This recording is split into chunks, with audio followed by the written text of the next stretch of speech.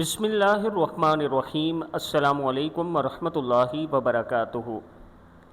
1,24,000 گناہ معاف ہوں گے اگر آپ یہ چھوٹی سی دعا پڑھیں گے، اور اس کے ساتھ ایک چھوٹی سی دوسری دعا ہے، وہ بھی آپ نے پڑھنی ہے۔ پہلی دعا ہے سبحان اللہ العظیم و بحمدہ، پاک ہے اللہ جو عظمت والا اور سب تعریفیں اسی کے لیے ہیں۔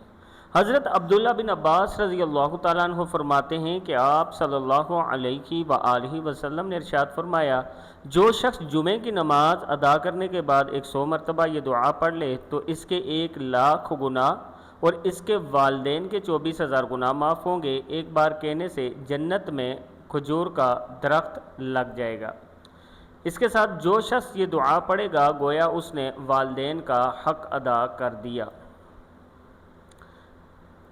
شرح بخاری میں یہ دعا موجود ہے کہ جو شخص ایک مرتبہ یہ دعا پڑھے گا گویا اس نے اپنے والدین کا حق ادا کر دیا۔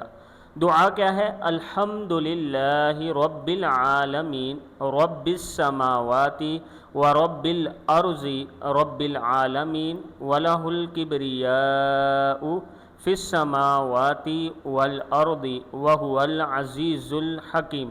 للہ الحمد رب السماوات ورب الارض رب العالمین وَلَهُ الْكِبْرِيَاءُ فِي السَّمَاوَاتِ وَالْأَرْضِ وَهُوَ الْعَزِيزُ الْحَكِيمُ۔